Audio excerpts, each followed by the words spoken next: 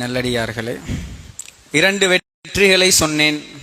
முதலாவது ஹசரத் யூஷா பின் நூன் அலைஹிஸ்ஸலாம் ஃபைதுல் முகத்தஸை வெற்றி கொண்டது. இரண்டாவது ஹசரத் தாவூத் அலைஹிஸ்ஸலாம் வெற்றி கொண்டது. மூன்றாவது ஹசரத் உமர் ரதியல்லாஹு தஆலா அன்ஹு. ஹசரத் உமர் என்பது அவருடைய பெயரை சொன்னால் முஸ்லிம்களுடைய ரோமங்கள் சிலிர்க்க வேண்டும். ஏன்? உலகத்தில் சாதித்தவர்கள் அவர்கள்தான், உலகத்தின் சாதனையாளர்கள் அவர்கள். சகோதரர்களே, ஹஜ்ரத் உமர் ரலியல்லாஹு அன்ஹு இஸ்லாத்தை ஏற்றுக்கொண்டார் 40வது. ஹஜ்ரத் அபூபக்கர் எப்ப இஸ்லாத்துக்கு வந்த? முதலாவது. ஹஜ்ரத் ஹதீஜா எப்ப இஸ்லாத்துக்கு வந்த? முதலாவது ஆண் அபூபக்கர், முதலாவது பெண் ஹதீஜா ரலியல்லாஹு அன்ஹுமா. ஹஜ்ரத் உமர் இஸ்லாத்துக்கு வருகிறார் 40வது. ஆனால் அவ்வளோ பேரையும் ஓட்டெக் பண்ணி பண்ணி பண்ணி போய் 2வது இடத்துக்கு வந்தார். ஹஜ்ரத் அபூபக்கர் ரலியல்லாஹு அன்ஹு அரசராக இருந்தார், ஹலீஃபாவாக இருந்தார். வெறுமனே ஹிஜாஸ் மாநிலம், அங்கால யமன் தேசம். ஹஜ்ரத் உமர் ரலியல்லாஹு அன்ஹு ஆட்சிக்கு வந்தார். 22 லட்சம் சதுர மைல் கிலோமீட்டர் இஸ்லாமிய சாம்ராஜ்யமாக மாற்றினார். உலகத்தில் 3/2 பகுதி முஸ்லிம் நாடு. இன்றைக்கு 57 முஸ்லிம் நாடு. 57 நாட்டுக்கும் 57 தலைவர்கள், 57 அரசியல், 57 கோணங்கள். அன்றைக்கு அந்த 57 நாடுக்கும் ஒரே தலைவர், ஒரே அரசியல், ஒரே இடம், ஒரே முஸ்லிம்கள், ஒரே தலைமைக்கு கீழ் 5000 பள்ளி கட்டினார் உலகத்தில். காட்டுங்கள் யாரையாவது 5000 பள்ளி கட்டிய தலைவரை. ஹஜ்ரத் உமர் ரலியல்லாஹு அன்ஹு பிள்ளைகளுக்கு பேர் வைக்க வேண்டுமா? அந்த பேர், இந்த பேர் 10 மௌலவிமார்ட்ட பேர் எடுப்பான். 10 மௌலவிமார்ட்ட பேர் எடுத்து 10 பேர்ட்ட எடுத்த பேரையும் வைக்க மாட்டான். கடைசியா மனைவி ஒரு பேரை சொல்லுவா, அது பிரான்ஸ் மொழியா இருக்கும், இல்லாட்டி இந்தோனேஷியா மொழியா இருக்கும். அதுக்கு அர்த்தம் கேட்டுட்டு வருவாங்க ஹசரத் மார்ட்ட. சகோதரர்களே, உமராக வேண்டும் என்ற நீயத்தோடு உமர் என்று பெயர் வையுங்கள். ஆண் குழந்தை பிறந்தால் உலகத்தில் அவர்களை போன்ற மனிதர்கள், சாதனையாளர்கள் உலகம் அழியும் வரைக்கும் வரமாட்டார்கள். முஸ்லிம்கள் அல்ல, முஸ்லிம்கள் காபிர்கள், அந்நியவர்கள், அவர்கள் கூட எதிர்பார்க்கிறார்கள் உலகத்தில் உமருடைய ஆட்சி வர வேண்டும். ஆட்சியாளர்களை சிம்மாசனத்தில் தான், சபைகளில் தான் இப்ப பார்க்கலாம். ஹஜ்ரத் உமரை பார்க்கலாம். உலக மகா சக்கரவர்த்தி. அவருடைய பெயரை சொன்னால் ஈரான் நடுங்கியது, அவருடைய பெயரை சொன்னால் இத்தாலி நடுங்கியது, முழு உலக வல்லரசுகள் அந்த காலத்தில் நடங்கியது. படுத்தார் தரையில் உமர் ரலியல்லாஹு அன்ஹு. உலகத்தை நெருக்கவில்லை, அல்லாஹ்வுடைய உதவியை கொண்டு உலகத்தை கட்டியாண்டார். அவருக்கு கிடைத்த செல்வங்கள், கிஸ்ரா மன்னருடைய கிரீடம் கிடைத்தது. கிஸ்ரா ஈரான் நாட்டு பேரரசன். அந்த காலத்தில் ரஷ்யா வல்ல பேரரசு, அமெரிக்கா வல்ல பேரரசு. அந்த காலத்தில் ரஷ்யாவும் இத்தாலியும் தான் வல்லரசு. இத்தாலி, ஈரான், இது ரெண்டும் தான் வல்லரசு. ஈரான் வெற்றி கொள்ளப்பட்டு அதனுடைய அரசனுடைய மணிமுடி கிடைத்தது. மணிமுடி எவ்வளவு பாரம் தெரியுமா? 192 கிலோ தங்கம். யோசிப்பீங்க, பள்ளி வாசலுக்குள்ள பொய்யெல்லாம் சொல்றார். யாருக்காவது 192 கிலோ தங்கத்தை தலையில வைக்கலுமா? தலையில் வைக்கவில்லை. அவன் இப்படி ஒரு பெரிய ஒரு சங்கிலியை தொங்க விட்டு, தங்க சங்கிலியால் அந்த கிரீடம் செய்யப்பட்டிருந்தது. சரியாக சிம்மாசனத்தில் அவன் அமர்ந்தால் அவனுடைய தலைக்கு நேராக அந்த கிரீடம் இருக்கும். இப்படியெல்லாம் ஆட்சி செய்த மன்னாதி மன்னர்களுடைய சொத்துகள் காலடியில் கொட்டியது. ஆனால் உலகத்தில் ஹுத்பா ஓதுகிறார் உலக மகா சக்கரவர்த்தி. உடுப்பில் எத்தனையோ ஓட்டைகள். சாதித்தது எதை? உலகத்தில் இஸ்லாத்தை வளர்த்தார். 3வது மாபெரும் வெற்றி பைத்துல் மக்திஸ் மஸ்ஜிதுல் அக்ஸாவுடைய வெற்றி அல்லாஹ் யாருக்கு கொடுத்தான் அந்த பாக்கியத்தை? உமர் கத்தாப் ரலியல்லாஹு தஆலா ஹிஜ்ரி 15ஆம் ஆண்டு. இன்னொரு சிறப்பு என்ன தெரியுமா? ஆச்சரியம் என்ன தெரியுமா? உலகத்துல 3/2 பகுதியை வெற்றி கொண்டார் என்று சொன்னேன் தானே, ஒரு யுத்தத்துக்கு கூட அவர் போகல. அதுதான் ஸ்பெஷல். ஒரு யுத்தத்துக்கு கூட உமர் ரலியல்லாஹு அன்ஹு போகவில்லை. மதீனாவில் இருந்து கொண்டு படைகளை வழி நடத்தி வெற்றி கொண்டார். இப்படியான ஆக்களை ஏழும் என்றால் காட்டுங்கள். டெக்னாலஜி இல்லாத காலம் அது, போன் இல்லாத காலம் அது. எதன் மூலமாக நடந்தது? அல்லாஹ்வின் உதவியால் நடந்தது. பலஸ்தீன் வரலாறை படிப்பது வெறுமனே வரலாறு படிப்பதற்காக அல்ல. பலஸ்தீனை வெற்றி கொண்டவர்கள் அல்லாஹ்வுடைய உதவியால் வெற்றி கொண்டார்கள். அதை நாம் விளங்க வேண்டும். சகோதரர்களே, ஹிஜ்ரி 15ஆம் ஆண்டு ஹஜ்ரத் உமர் ரலியல்லாஹு அன்ஹு படை தளபதியாக அபு உபைதாவை அனுப்பி வைக்கிறார். அவரும் சாதாரண சஹாபி அல்ல. 3 சிறப்புகள் சொல்லலாம் அவருக்கு. முதலாவது, ஆரம்பத்தில் இஸ்லாத்தை ஏற்றவர் அபு உபைதா. இரண்டாவது, சுவர்க்கத்தை கொண்டு நாயகத்தால் நன்மாராயம் சொல்லப்பட்டவர். அபூபக்ரின் ஃபில் ஜன்னா வ உமரு ஃபில் ஜன்னா வ உஸ்மானு ஃபில் ஜன்னா வ அலியுன் ஃபில் ஜன்னா வ தல்ஹத்து ஃபில் ஜன்னா வ ஸுபைரு ஃபில் ஜன்னா வ சஅதுன் ஃபில் ஜன்னா வ சஈதுன் ஃபில் ஜன்னா வ அப்துர்ரஹ்மான் இப்னு ஃபில் ஜன்னா வ அபு உபைதா ஃபில் ஜன்னா. சுவர்க்க நன்மாராயம் சொல்லப்பட்ட 10 சஹாபாக்களில் ஒருவர். மூன்றாவது சிறப்பு, அமீனு ஹாதிஹில் உம்மா, இந்த உம்மத்துடைய நம்பிக்கையாளர் என்பதாக நபிகள் நாயகத்தால் சீல் குத்தப்பட்டவர். போனார், பைத்துல் மக்திஸை வெற்றி கொண்டார். சொன்னார்கள், திறப்பை நாங்கள் கொடுப்போம். மஸ்ஜிதுல் அக்ஸாவுடைய திறப்பை யாரிடம் கொடுப்போம்? அரசர் வந்தால் தான் கொடுப்போம். வந்தார் அரசர். முதலாக பைத்துல் மக்திஸுடைய சாவியை கைப்பற்றுவதற்காக வந்தார் உமர் ரலியல்லாஹு அன்ஹு.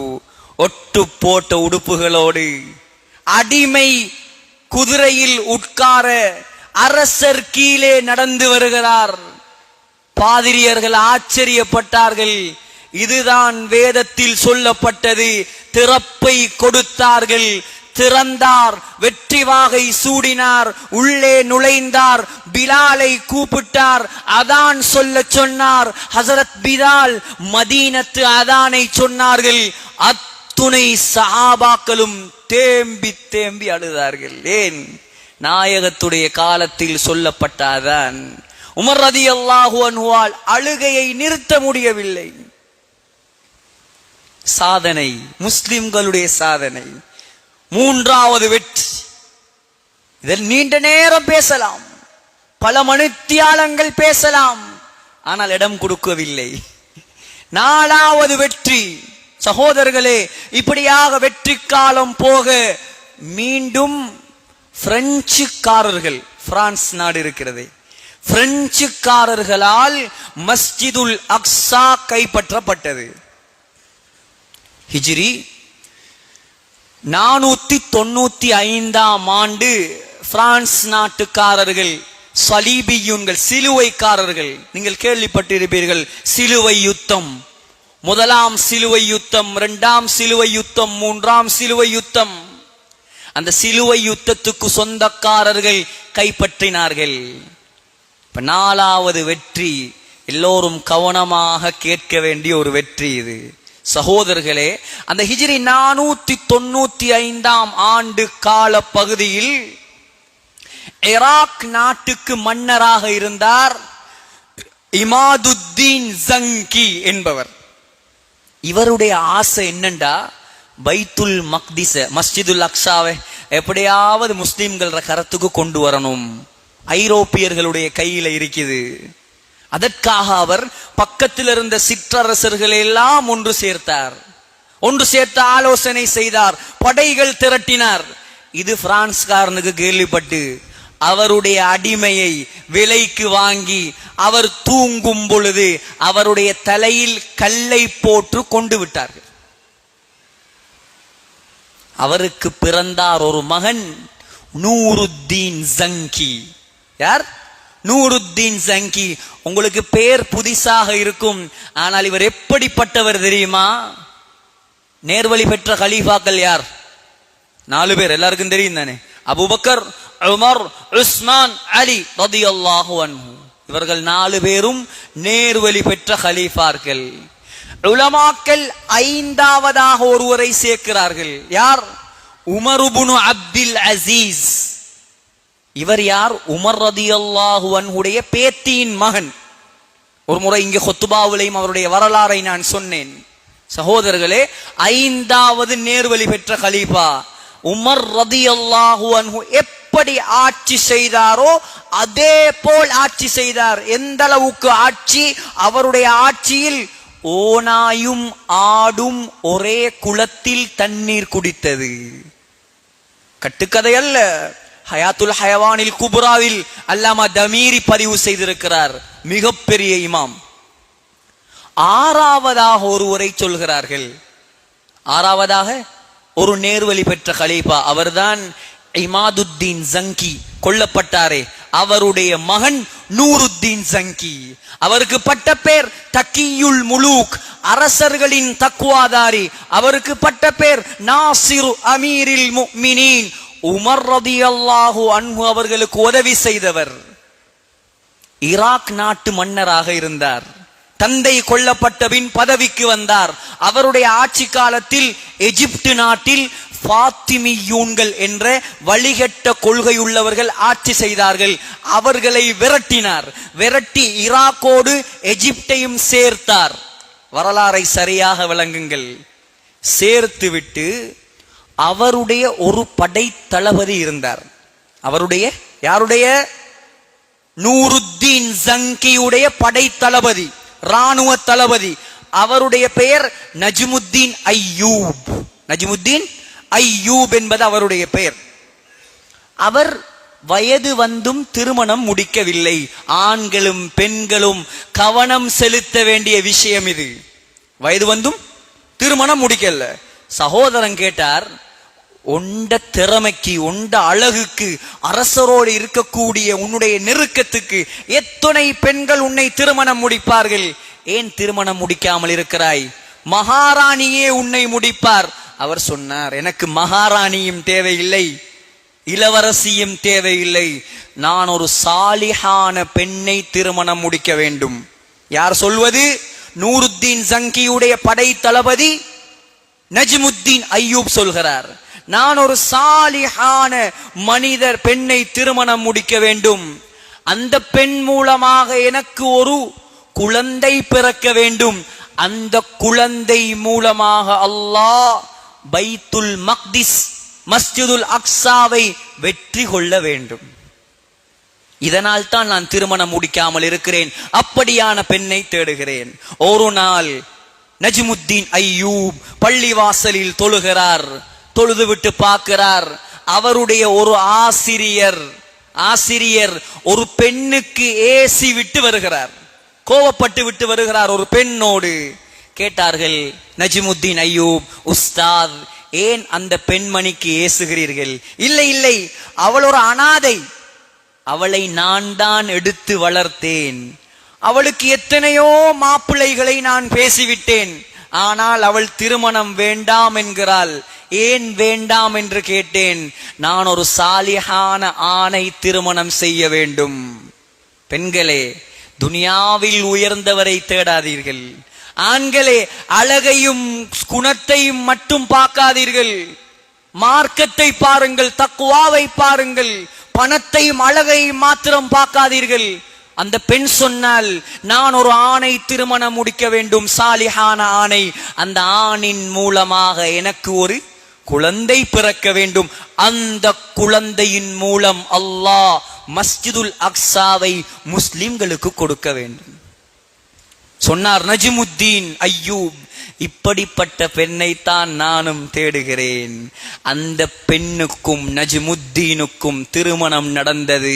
அந்த பெண்ணின் மூலமாக ஒரு குழந்தை பிறந்தது. அந்த குழந்தையின் பெயர் சலாஹுத்தீன் அய்யூபி. சலாஹுத்தீன் அய்யூபி. அவர் சம்பந்தமாக பல படங்கள் கூட எடுத்திருக்கிறார்கள். சிலர் பார்த்திருப்பீர்கள் என்று நினைக்கிறேன். சகோதரர்களே, ஒரு தாய் தகப்பன் ஒரு குழந்தை பிறக்கும் பொழுது, ஒரு திருமணம் முடிக்கும் பொழுது எவ்வாறு நியத்து வைக்க வேண்டும்? எம்முடைய முன்னோர்கள் வழிகாட்டி இருக்கிறார்கள். குழந்தை பிறக்கிறார், நல்ல முறையில் வளர்கிறார், தகப்பன் மரணிக்கிறார். 18 வயதிலேயே நூருத்தீன் ஜங்கியுடைய இராணுவ தளபதியாக நியமிக்கப்படுகிறார். உடனே படையெடுத்தார். எங்கே? டமஸ்கஸ். டமஸ்கஸ் என்றால் எங்க இருக்கிறது? சிரியாவுடைய தலைநகரம் தான் டமஸ்கஸ். அந்த டமஸ்கஸுக்கு படையெடுத்தார். அதை வெற்றி கொண்டார். அதற்கு பின்னால் ஹலப் என்ற ஊருக்கு படையெடுத்தார். தமிழில் அலிப்போ என்று சொல்வார்கள். இங்கிலீஷ்ல பாத்தீங்கன்னா விளங்கும், வேர்ல்ட் மேப்ல. அதை வெற்றி கொண்டார். அஸ்கலான், பலஸ்தீனில் ஒரு பகுதி, நான் சொன்னேன் இப்னு ஹஜர் அஸ்கலானி பிறந்த அந்த அஸ்கலானை வெற்றி கொண்டார். சகோதரர்களே, கொஞ்ச காலத்தில் நூருத்தீன் ஜங்கி மரணித்தார். முதலாக அவ்வளோ ஊர்களையும் சேர்த்து சலாஹுத்தீன் அய்யூபி மன்னராக முடிசூடப்பட்டு அய்யூபிய ஆட்சி ஆரம்பமானது. நூருத்தீன் ஜங்கி செய்த உதவிக்கு, அவர் வளர்த்ததற்கு, அவர் உதவி செய்ததற்கு கைமாறாக நூருத்தீன் ஜங்கியுடைய மனைவி, வயதில் மூத்த பெண்மணி, அந்த பெண்ணுடைய பெயர் இஸ்மத்துல்லா காத்தூன். இஸ்மத்துல்லா காத்தூன். அந்த வயதில் மூத்த பெண்மணியை சலாஹுத்தீன் திருமணம் முடித்தார். 5ஆம் நூற்றாண்டு கண்ட அற்புதமான ஒரு ஆளுமைதான் சலாஹுத்தீன் அய்யூபி. சகோதரர்களே, அவருடைய வரலாறு அது சாதாரண வரலாறு அல்ல. உலகத்தில் வாழக்கூடிய வாலிபர்கள், என்னையும் சேர்த்து சொல்கிறேன், சலாஹுத்தீன் அய்யூபியை போல் நல்லவர்களாக, வீரர்களாக, இஸ்லாத்தை வளர்த்தவர்களாக மாற வேண்டும். சாதனையின் அமைவிடம்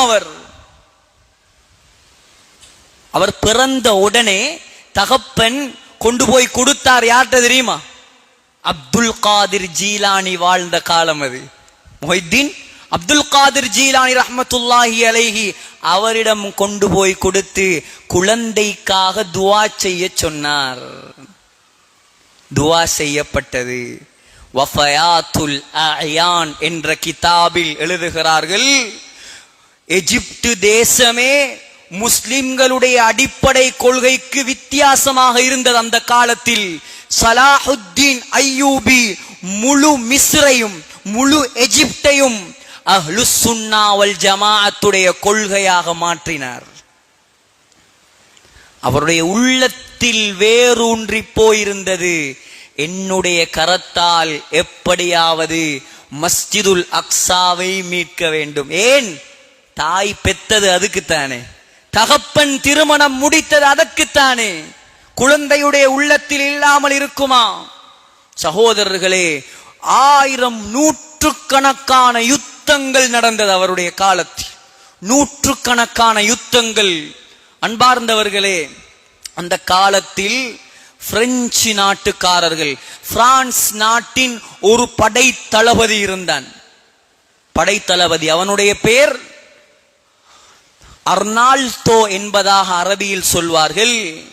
நீங்கள் கிதாபுகள் வாசித்திருப்பீர்கள், வரலாற்று தெரிந்தவர்கள். ரொனால்ட் என்பது அவனுடைய பெயர். ரொனால்ட் ரொம்ப மோசமானவன். படை தர்மம் என்ன, யுத்த தர்மம் என்ன?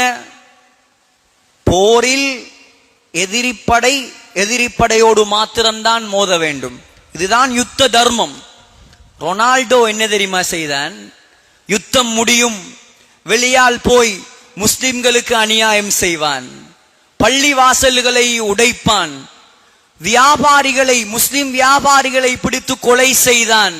முஸ்லிம்களுடைய கடைகளை பத்த வைத்தான். ஹஜ்ரத் ஸலாஹுத்தீன் அய்யூபிக்கு கோபம் வந்தது. அடுத்த படையை திரட்டினார்.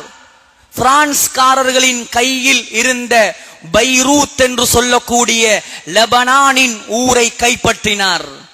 இப்ப ரொனால்டோக்கு கோபம் வந்துச்சு. எங்கட இடத்தையா நீ பிடிக்கிறாய்? உனக்கு செய்கிறேன் வேலை. முஸ்லிம்கள் உயிருக்கு உயிராக நேசிக்கக்கூடிய மக்கா மதீனா 2 ஊருக்கும் சேதம் விளைவித்தான்.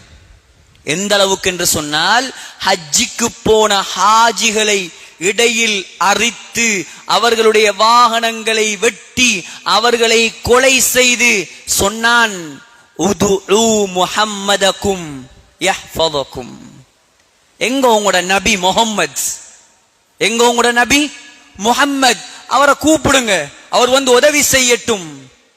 ஸலாஹுத்தீன் அய்யூபி கோபத்தின் உச்சகட்டத்துக்கு போனார். சகோதரர்களே, அன்பானவர்களே, யுத்தம் நடக்கிறது.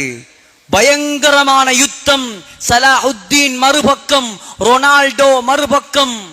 பிடிபட்டான் ரொனால்டோ ஸலாஹுத்தீனின் கையால். ஸலாஹுத்தீன் அந்த நேரத்தில் நோயாளியாக இருந்தால், காய்ச்சலாக இருந்தார். காய்ச்சல், வருத்தம். கையேந்தி அல்லாஹ்விடம் துஆ செய்தார், யா அல்லாஹ், யா அல்லாஹ், இந்த காய்ச்சலில், இந்த நோயில் நான் மரணிக்காமல் இருந்தால் உனக்கு 2 வாக்குகளை நான் தருகிறேன். 2 வாக்கு. எப்படி வாக்கு? சுப்ஹானல்லாஹ், மேல் சிலுக்கிறது. 2 வாக்கு. முதலாவது வாக்கு, எந்த ரொனால்டோ மக்காவை அடித்தானோ, மதீனாவுக்கு அடித்தானோ, ஹாஜிகளை கொலை செய்தானோ, பள்ளி வாசல்களை எரித்தானோ, என்னுடைய கரத்தால் அவனை கொல்லுவேன். என்னுடைய கரத்தால் அவனை கொல்லுவேன். இது முதலாவது வாக்கு. இரண்டாவது வாக்கு, இதே கரத்தால் இன்ஷா அல்லாஹ் மஸ்ஜிதுல் அக்ஸாவை நான் கைப்பற்றுவேன்.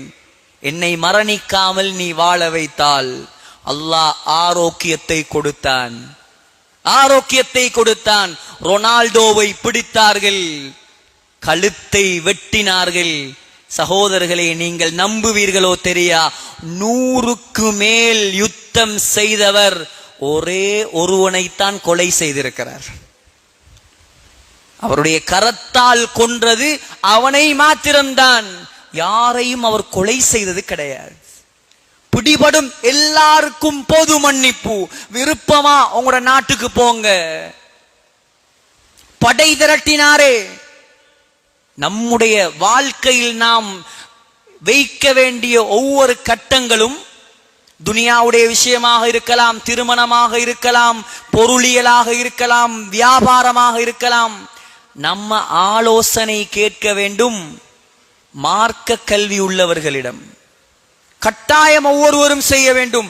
ஸலாஹுத்தீனின் படையில் இருந்தவர்கள் வெறுமனே பொதுமக்கள், ராணுவம் மாத்திரம் அல்ல, 300 உலமாக்கள் இருந்தார்கள். படையில 300 உலமாக்கள். இப்னு குதாமா அல் ஹம்பலி மதுஹபுடைய மிகப்பெரிய இமாம், அவர் சொல்கிறார், என்ன தெரியுமா சொல்கிறார்? அப்துல் காதர் ஜீலானி அவருடைய பாடத்தில் நாங்கள் 300 உலமாக்கள் இருப்போம். பாடம் முடிந்த உடனே வந்து ஸலாஹுத்தீனின் படையில் சேர்ந்து கொள்வோம். ரஹ்மத்துல்லாஹி அலைஹி. எப்படி உலமாக்கள்? சகோதரர்களே, அந்த உலமாக்களை அழைத்து கொண்டு போய் பைத்துல் முகத்தஸை முற்றுகையிட்டார். ஃபுல்லா ரவுண்ட் அப் பண்ணினார். நாட்கள் கடந்தது. பிரான்ஸ் நாட்டுக்காரர்கள் சரணடைந்தார்கள், காலடியில் விழுந்தார்கள். யாரையும் கொலை செய்யவில்லை, எல்லாருக்கும் பொது மன்னிப்பு கொடுத்தார். சொன்னார், தலைகளை தாழ்த்தியவர்களாக பணிவோடு பைத்துல் முகத்தஸுக்குள் நுழையுங்கள். நஸ்ரும் மினல்லாஹி வ ஃபத்ஹுன் கரீப். இது என்னுடைய வெற்றி அல்ல, அல்லாஹ் தந்த வெற்றி. இது அல்லாஹ் தந்த வெற்றி இது. நுழைந்தார்கள் பைத்துல் மக்திசுக்குள், அல்லாஹ்வுக்கு நன்றி செலுத்தி தொழுதார்கள். நூருத்தீன் ஜங்கியுடைய பெயரில் மிம்பர் ஒன்றை கொண்டு போய் வைத்தார். படத்தில் காட்டுவோம் இன்ஷா அல்லாஹ். கொண்டு போய் வைத்தார். வைத்து அதன் மீது ஏறி பாங்கு சொன்னார் சலாஹுத்தீன் அய்யூபி. நாலாவது மிகப்பெரிய வெற்றி பைத்துல் மக்திசுடைய.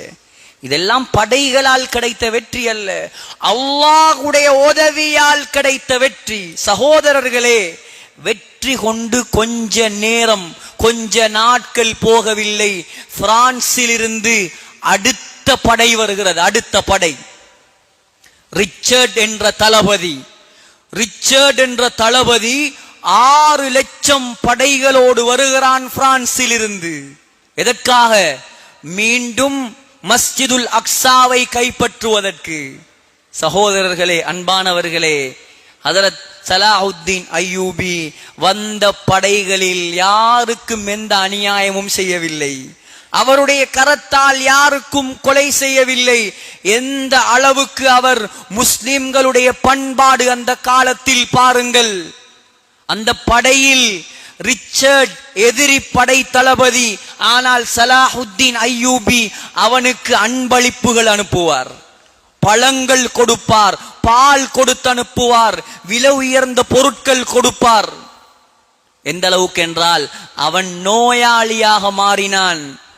அரண்மனையில் இருந்து அவனுக்கு வைத்தியரை அனுப்பி வைத்தியம் பார்த்தார். செய்வார்களா யாராவது? இதெல்லாம் வரலாறு. எந்த அளவுக்கு என்றால் யுத்த களத்தில் எதிரி படை தலைவனுடைய குதிரை செத்து விட்டது. சலாஹுத்தீன் அய்யூபி குதிரை அனுப்பினார். சொன்னார், 6 லட்சம் படையோடு வந்தார்கள், முஸ்லிம்களோடு மோத முடியவில்லை. 1 லட்சம் பேர் தான் திரும்பி போனார்கள். ஏன்? அந்த காலத்தில் இருந்த முஸ்லிம்கள் ஈமானிய பலத்தோடு யுத்தம் செய்தார்கள், அல்லாஹ்வுடைய தொடர்போடு யுத்தம் செய்தார்கள். சகோதரர்களே, திரும்பி போனார்கள், வெற்றி கொள்ள முடியவில்லை. அங்கே வாழ்ந்த கிறிஸ்தவர்களை, யூதர்களை பார்த்து சொன்னார், ஜெருசலத்தில் யாருக்கும் எந்த அநியாயமும் செய்யவில்லை. இப்பொழுது எவ்வளோ அநியாயம் செய்கிறார்கள். இப்பொழுது அநியாயம் செய்கிறார்களே, குழந்தைகளுக்கு, பெண்களுக்கு, இவர்களுக்கு அவர் எந்த அநியாயமும் செய்யவில்லை. சொன்னார், கிறிஸ்தவர்கள், நீங்கள் விருப்பம் போல என்னுடைய ஆட்சியில் நிம்மதியாக இருக்கலாம், போக தேவையில்லை. யூதர்கள், நீங்கள் நிம்மதியாக இருக்கலாம். யூதர்கள் நாடோடிகள், அவர்கள் யாருடைய ஆட்சியில் நிம்மதியாக இருந்தார்களோ அது எல்லாம் முஸ்லிம்களுடைய ஆட்சியில் தான். அவர்கள் நிம்மதியாக வாழ்ந்தது முஹம்மதுர் ரசூலுல்லாஹ்வுடைய ஆட்சியில் ஸல்லல்லாஹு அலைஹி வஸல்லம். ஆனால் ஸல்லல்லாஹு அலைஹி வஸல்லம் மரணிக்கும் பொழுது ஒரு வசியத் செய்தார்கள், இந்த அரேபிய தீபகற்பத்திலிருந்து யூதர்களை வெளியாக்குங்கள். ஏன்? அவர்களை பற்றி தெரியும் நாயகத்துக்கு. ஆனால் முஸ்லிம்கள் இடம் கொடுத்தார்கள். கொடுத்தவர்களின் இடத்தையே பிடித்து விட்டான், ஆக்கிரமித்து விட்டான். யூதர்கள் குளிர் காய்ந்தார்கள் சலாஹுத்தீன் அய்யூபியுடைய ஆட்சியில். பல சாதனைகள் அவர் செய்தார். சகோதரர்களே, மரணத்துக்கு வந்தார். நான் ரொம்ப சுருக்கமாக சொல்கிறேன். மரணத்துக்கு வந்தார். மரணிக்கக்கூடிய நேரத்தில், சொன்னால் நம்புவீர்களோ தெரியா, முஸ்லிம்கள் சொன்னால் தானே நம்ப மாட்டார்கள், அந்நியர்கள் எழுதி வைத்திருக்கிறார்கள். அந்நியர்கள், கிறிஸ்தவர்கள். மரணிக்கிறார், கஃன் செய்வதற்கு காசு கிடையாது. யார்? உலகத்தில் மிகப்பெரிய ஒரு சக்கரவர்த்தி, எதையும் சேர்க்கவில்லை, அல்லாஹ்வுடைய பொருத்தத்தை சேர்த்து விட்டு மரணித்து விட்டார். பைத்துல் முகத்தஸின் 4வது வெற்றி முடிவுக்கு வந்தது. அப்படியே முஸ்லிம்களுடைய கையில் இருந்தது. அடுத்த வரலாறு நீங்கள் தாராளமாக கேட்டிருப்பீர்கள். 1948ஆம் ஆண்டு வரைக்கும் முஸ்லிம்களுடைய பூர்வீக சொத்தாக இருந்ததுதான் பலஸ்தீன், மஸ்ஜிதுல் அக்ஸா, நாடோடிகளாக, உடுப்பதற்கு உடை இல்லாமல், உண்ணுவதற்கு உணவு இல்லாமல், குடிப்பதற்கு பானம் இல்லாமல், இருப்பதற்கு இடமில்லாமல் ஹிட்லரால் அடித்து விரட்டப்பட்ட சமுதாயம் அது. 90% கொலை செய்தார் ஹிட்லர். செய்துவிட்டு சொன்னார், எல்லாரும் என்னை இனப்படுகொலை செய்தவன் என்று சொல்வார்கள். 90% கொன்றுவிட்டு 10% விட்டு வைத்திருக்கிறேன். உங்களுக்கு பின்னால விளங்கும் நான் ஏன் இவர்களை கொன்றேன் என்று உங்களுக்கு பின்னால் விளங்கும். இப்ப விளங்குதா? எல்லாருக்கும் விளங்குதா? எவ்வளவு மோசமான படைப்பு. அல்லாஹ் சொல்கிறான் குர்ஆனில் 20 கெட்ட பண்புகளை அல்லாஹ் சொல்கிறான். 20 கெட்ட பண்பு முஸ்லிம்களிடம் இருக்கக்கூடாத பண்பு. சகோதரர்களே, இஸ்லாத்தும் என்ற பெயரில் இடம் கொடுத்தவர்களுக்கு அநியாயம் செய்து, வல்லரசு என்ற பெயரில் நாடுகள் உதவி செய்து, முஸ்லிம்களுக்கு அநியாயம் செய்து 40 ஊர்களை எரித்து முஸ்லிம்களை விரட்டி இன்று வரைக்கும் இரத்த வெள்ளமாக அந்த பூமியை மாற்றி கொண்டிருக்கிறார்கள். 4 வெற்றியை சொன்னேன், 5வது ஒரு வெற்றி இருக்கிறது. 5வது ஒரு வெற்றி இருக்கிறது. அது இப்பொழுது நடக்காது. நாம் அல்லாஹ்வை நம்பக்கூடியவர்கள், ரசூலை நம்பக்கூடியவர்கள். நாயகம் சொன்ன வார்த்தை பொய்யாகாது. இன்ஷா அல்லாஹ் 5வது ஒரு வெற்றி நான் சொன்னேனே, அந்த வெற்றிக்கு முன்னால் இன்ஷா அல்லாஹ் மஸ்ஜிதுல் அக்ஸா அக்ஸா என்று இவ்வளவு நேரம் பேசினோம். எது மஸ்ஜிதுல் அக்ஸா என்பதை விளங்கிவிட்டு 5வது வெற்றியை பார்த்துவிட்டு இந்த நிகழ்ச்சியை இன்ஷா அல்லாஹ் முடிவுக்கு கொண்டு வருவோம்.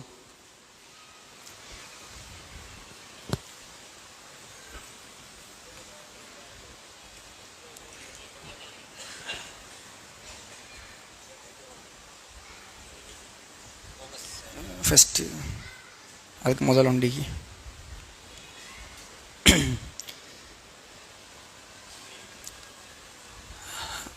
லைட் ஆஃப் பண்ணு.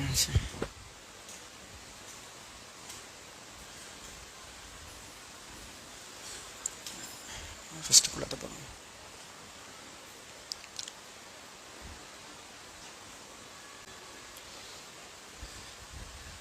சகோதரர்களே, படத்தை பாருங்கள்.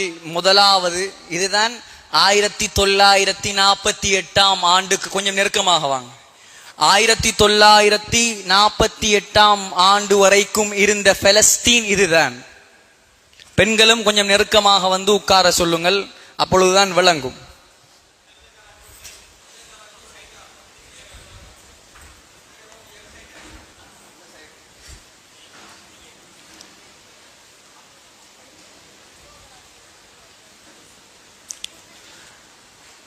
ஆயிரத்தி 1948 ஆண்டு வரைக்கும் இருந்த பலஸ்தீன் இதுதான். சோகமான செய்தி என்னென்று சொன்னால், இப்பொழுது இதுல 90% கூட கிடையாது. 90% வேற கையில் இருக்குது.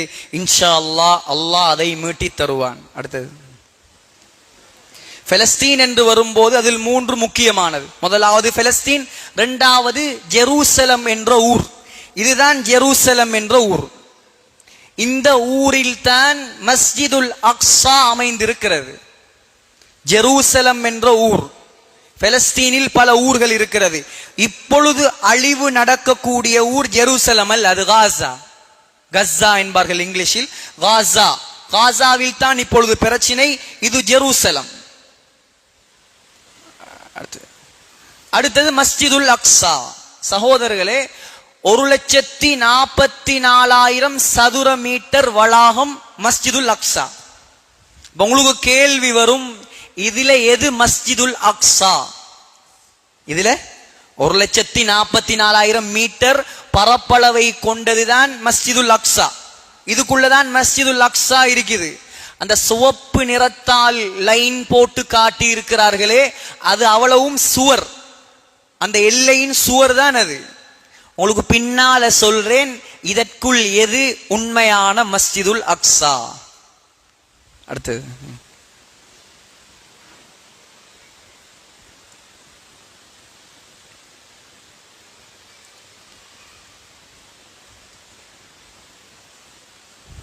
சகோதரர்களே, அந்த மஸ்ஜிதுல் அக்ஸா சுவரை சூழ கிட்டத்தட்ட 12-13 வாசல்கள் இருக்குது. 13 வாசல்கள் இருக்கிறது. அதில் முதலாவது வாசல் தான் பாபுல் ஜதீத். இது முதலாவது வாசல். அடுத்தது இரண்டாவது, இது பாபுல் அஸ்பாத், இரண்டாவது வாசல். இது மூன்றாவது பாபுல் ஹதீத். நாலாவது பாபுல் ஹலீல். ஐந்தாவது பாபுர் ரஹ்மா. ஆறாவது பாபு சில்சிலா. ஏழாவது பாபுல் அமூத். எட்டாவது பாபுல் இத்தும். ஒன்பதாவது பாபுல் கத்தானீன். பத்தாவது பாபுல் மகாரிபா. 11வது பாபுல் நாவிர். 12வது பாபு சாஹிரா. 13வது பாபுல் கவானிமா. 14வது பாபு நபி தாவூத். 15வது பாபு ஹித்தா. சகோதரர்களே, 15 வாசல்கள் இருக்கிறது. இதில் ஒரு சில வாசல்களை தான் திறந்து வைத்திருக்கிறார்கள், மற்றெல்லாம் மூடப்பட்டு இருக்கிறது. இதற்குள், இந்த மஸ்ஜிதுல் அக்ஸா எல்லைக்குள் 4 கோபுரங்கள் இருக்கிறது. 4 கோபுரம். இந்த முதலாவது மதனத்துல் மகாரிபா, இது முதலாவது கோபுரம். இரண்டாவது, இதுதான் ஆக உயர்ந்த கோபுரம், இது இரண்டாவது கோபுரம். மூன்றாவது இந்த கோபுரம். 4வது கோபுரம் இது.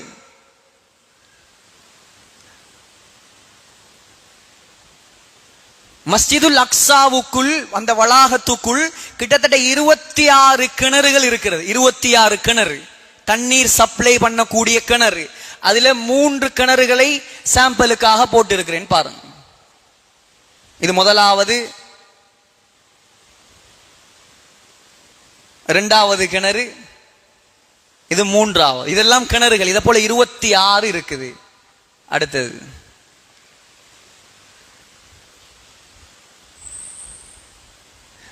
இது சகோதரர்களே மஸ்ஜிதுல் அக்ஸா வளாகம். நான் சொன்னேனே 1,44,000 மீட்டர்.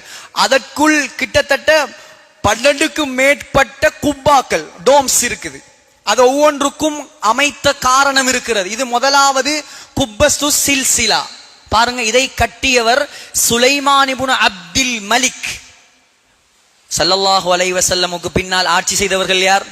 ஹலீஃபாக்கள். அதற்கு பின்னால் உமையாக்கள். அப்பாசியர்கள், உஸ்மானியர்கள். உமையா பரம்பரையின் முக்கியமான ஒரு மன்னர் தான் சுலைமான் இப்னு அப்துல் மலிக். இவர் யார் என்று சொன்னால், பெண்களுக்கு தேவைப்படும் என்பதால் சொல்கிறேன், உமர் இப்னு அப்துல் அசீஸ் இருக்கிறாரே, நான் சொன்னேன் 5வது நேர்வழி பெற்ற கலீஃபா, அவருடைய மச்சான் தான் சுலைமான் இப்னு அப்துல் மலிக். மச்சான் என்றால் மனைவியின் சகோதரன். அந்த பெண்மணி எப்படிப்பட்ட பெண்மணி தெரியுமா? அந்த பெண்மணி இவருடைய சகோதரி இருக்கிறாரே, சுலைமான் இப்னு அப்துல் மலிக்குடைய சகோதரி. வரலாற்று ஆசிரியர்கள் சொல்கிறார்கள், உலகத்தில் அப்படிப்பட்ட பெண்மணி பிறக்கலையாம். ஏன்? பின்துல் ஹலீஃபதி வல் ஹலீஃபத்து ஜத்துஹா உக்துல் ஹலாயிஃபி வல் ஹலீஃபத்து ஜௌஜுஹா. அந்த பெண்ணுடைய வாப்பா ஒரு ஹலீஃபா, அரசன், அப்துல் மலிக் பின் மர்வான். அந்த பெண்ணுடைய பாட்டனார் ஒரு அரசன், மர்வான் அப்னுல் ஹக்கம். அந்த பெண்ணுக்கு 4 சகோதரர்கள், வலீத் இப்னு அப்துல் மலிக், சுலைமான் இப்னு அப்துல் மலிக், யஸீத் இப்னு அப்துல் மலிக், ஹிஷாம் இப்னு அப்துல் மலிக். 4 பேரும் அரசர்கள். அந்த பெண்ணுடைய கணவன், அவர் 44 நாடுகளுக்கு ஒரே தலைவர், உமர் இப்னு அப்துல் அசீஸ். அவ்வளோ பரம்பரை இருந்தும் அந்த பெண்மணி உடுப்பதற்கு ஒழுங்கான உடை இல்லாமல் தான் உலகத்தில் வாழ்ந்தாள். இருந்த நகை எல்லாத்தையும் அரச தர்பாரில் சேர்த்தார். கணவனுடைய பொருத்தத்திற்காக மாத்திரம் உலகத்தில் வாழ்ந்தாள். பெண்களுக்காக இந்த விஷயத்தை விளங்கப்படுத்தினேன். அந்த பெண்ணுடைய சகோதரர் கட்டியதுதான் முதலாவது குப்பத்து சில்சிலா. அவர் இதற்கு கீழ் உட்கார்ந்துதான் அரச வேலைகளை கவனிப்பார். இரண்டாவது குப்பத்து யூசுப். இது யூசுப் அலைஹிஸ்ஸலாத்துடைய ஞாபகமாக கட்டப்பட்டது என்பதாக சொல்கிறார்கள். மூன்றாவது குப்பத்து நஹ்வியா. நஹ்வியா என்று சொன்னால், நஹு என்று சொன்னால் அரபு இலக்கணத்துக்கு சொல்வார்கள். இந்த குப்பாவுக்கு கீழே இருந்து அந்த காலத்தில் இமாம்கள் அரபு பாடம் நடத்தி இருக்கிறார்கள். இதனால் இதற்கு பேர் குப்பத்துன் நஹ்வியா. நாலாவது குப்பத்து மூசா, இது மூசா அலைஹிஸ்ஸலாத்துடைய ஞாபகமாக கட்டப்பட்டது. ஐந்தாவது இது சுலைமான், குப்பத்து சுலைமான் என்று சொன்னால் நான் சொன்னேனே சுலைமான் இப்னு அப்துல் மலிக், அவருடைய ஞாபகமாகத்தான் இது கட்டப்பட்டது. ஆறாவது இது குப்பத்து உஷாக்கின் நபி. உஷாக்குன் நபி என்று சொன்னால் அதானுக்கு பின்னால் இன்ஷா அல்லாஹ்.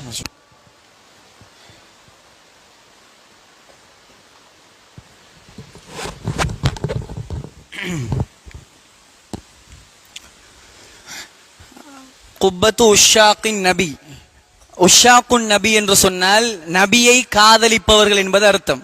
இந்த பேர் என்னத்துக்காக இதுக்கு வந்துச்சு என்று சொன்னா, அந்த காலத்தில் அதிகமாக திக்ர் செய்யக்கூடியவர்கள் ஸல்லல்லாஹு அலைஹி வஸல்லம் அதிகமாக அல்லாஹ்வை நினைவு கூறுவார்கள். திக்ர் செய்யக்கூடிய நல்லடியார்கள் இந்த குப்பாவுக்கு கீழ் உட்கார்ந்துதான் அதிகமாக திக்ர் செய்வார்கள். இதனால் இதற்கு பேர் வந்தது குப்பத்து உஷாக்கின் நபி. ஆறாவது. ஏழாவது குப்பத்து யூசுப் ஆகா, இது ஒரு கவர்னருடைய பெயர், அவருடைய ஞாபகமாக கட்டப்பட்டது. ஏழாவது. எட்டாவது குப்பத்துன் நபி. இதில் ஏன் குப்பத்துன் நபி என்பதாக இதற்கு பெயர் வந்தது என்று சொன்னால், ஸல்லல்லாஹு அலைஹி வஸல்லம் இந்த இடத்தில் வைத்துத்தான் 1,24,000 நபிமார்களுக்கும் அக்ஸாவில் தொழுகை நடத்தினார்கள் என்பதாக நம்பப்படுகிறது. அதற்காகத்தான் இந்த இடத்துக்கு பெயர் என்ன, குப்பத்துன் நபி ஸல்லல்லாஹு அலைஹி வஸல்லம். ஒன்பதாவது இது குப்பத்து ஷேக் கலீலி, இது ஒரு சூஃபித்துவ ஆலிம், அவருடைய பெயரே இந்த இடத்தில் வைக்கப்பட்டிருக்கிறது. அவர் இந்த இடத்தில் தான் இபாதத் செய்வார். பத்தாவது குப்பத்துல் மிஅராஜ், பாருங்க அந்த பள்ளி தெரியுது, இது குப்பத்துல் மிஅராஜ். இதுக்கு மிஅராஜ் என்று பெயர் வந்தது. இதுக்கு மிஅராஜ் என்று பெயர் வந்தது ஏன் என்று சொன்னால், நபி ஸல்லல்லாஹு அலைஹி வஸல்லம் மிஅராஜ் போனாங்க எங்க இருந்து, மஸ்ஜிதுல் அக்ஸாவில் இருந்து. அந்த ஞாபகமாக இது அமைக்கப்பட்டிருக்கிறது. 11வது குப்பத்துல் ஹிதுர். ஹிதுர், ஹஸரத் ஹிதுர் அலைஹிஸ்ஸலாம் இந்த இடத்தில் தொழுதார்கள், தொழுவித்தார்கள் என்பதாக ஒரு நம்பிக்கை இருக்கிறதாம். அதனால் தான் இதற்கு குப்பத்துல் ஹிதுர் என்பது பெயர். 12வது குப்பத்துல் அர்வாஹ். அர்வாஹ் என்றால் ரூஹுகள். இதற்கு ஏன் இந்த பெயர் வந்தது என்று சரியான ஆதாரங்கள் கிடைக்கவில்லை. 13வது குப்பத்து மஹ்தி ஈசா. ஈசா அலைஹிஸ்ஸலாம் உடைய தொட்டில் என்பதாக இது நம்பப்படுது. அதற்கு ஈசா அலைஹிஸ்ஸலாம் يقالوا إن المسيح عيسى ابن مريم نام في هذا المكان وهو طفل صغير. சிறுபிள்ளையாக இருக்கும் பொழுது ஈசா அலைஹிஸ்ஸலாம் இங்கே தூங்கினார்கள் என்பதாக சொல்கிறார்கள். ஆனால் அதற்கும் சரியான ஆதாரங்கள் கிடையாது. இதுதான் மஸ்ஜிதுல் அக்ஸாவில் இருக்கக்கூடிய, அந்த வளாகத்தில் இருக்கக்கூடிய 13 குபாக்கள். அடுத்தது இதுக்கு சொல்றது அக்கரபத்து நகர சபை உங்களை அன்புடன் வரவேற்கிறது. அதே போல சாய்ந்த மருது உங்களை மேல் வளைவு என்று சொல்வார்கள், ஒவ்வொரு ஊருடைய ஸ்டார்ட்ல இருக்குமே. அதே போல மஸ்ஜிதுல் அக்ஸாவுல கிட்டத்தட்ட 6-7 மேல் வளைவுகள் இருக்கிறது. அதனுடைய வரலாறை நான் எடுக்கவில்லை, என் நேரம் போகும். இது அவ்வளவும் மேல் வளைவுகள், மஸ்ஜிதுல் அக்ஸாவில் இருக்கக்கூடிய மேல் வளைவுகள் கிட்டத்தட்ட 7 இருக்கிறது.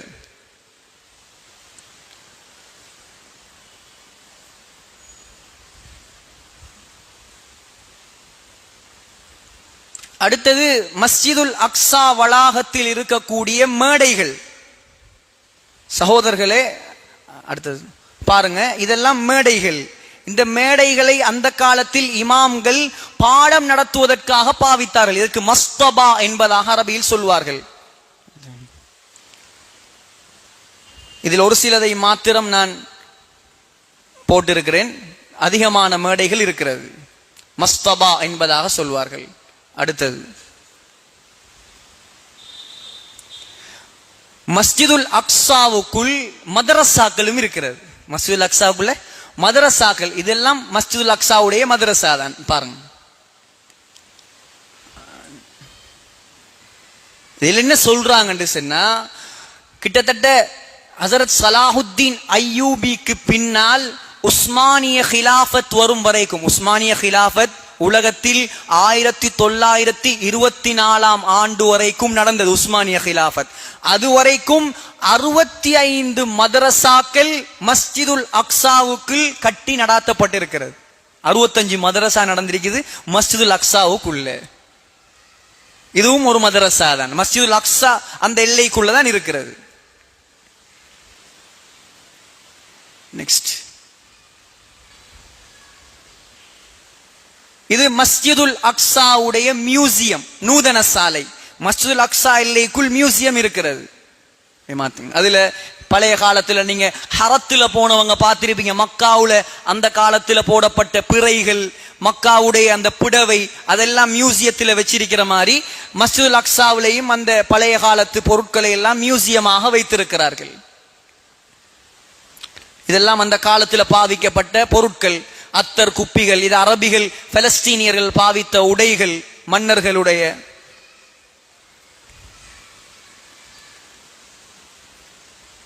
இப்பதான் முக்கியமான இடத்துக்கு வந்திருக்கிறோம்.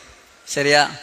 பாருங்க, அதிகமானவர்கள் நினைப்பார்கள், இப்ப உங்களுக்கு கேள்வி வரும், எவ்வளவு நேரம் மஸ்ஜிதுல் அக்ஸாவுடைய வளைவை காட்டுறீங்க, குபாவை காட்டுறீங்க, கிணத்தை காட்டுறீங்க, எது மஸ்ஜிதுல் அக்ஸாண்டு முதலாவது காட்டுங்க என்பதாக உள்ளம் சொல்லும். அதிகமானவர்கள் நினைக்கிறார்கள் இதுதான் மஸ்ஜிதுல் அக்ஸா என்பதாக. ஆனால் இது மஸ்ஜிதுல் அக்ஸா கிடையாது. இதோட பெயர் என்ன என்று சொன்னால் கிபலி மஸ்ஜித். என்னது? கிபலி மஸ்ஜித். இதனை முதலாவதாக கட்டியவர் ஹஸரத் உமர் ரலியல்லாஹு அன்ஹு. ஹிஜ்ரி 15க்கு பின்னால் இதற்கு அடித்தளம் போட்டவர் உமர் ரலியல்லாஹு அன்ஹு. இதனை இந்த தோற்றத்தில் கட்டவில்லை.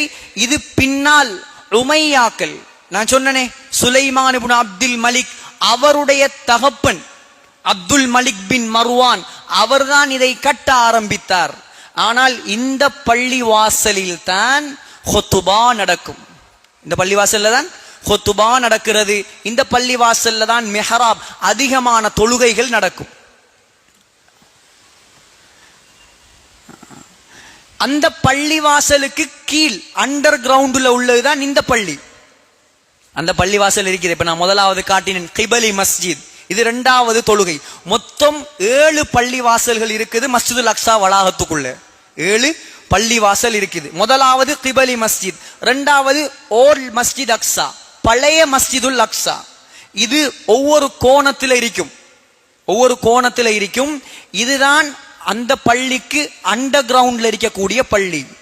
அடுத்ததாக ஒரு வீடியோ இருக்கு, போடும் பெருசாக்கு.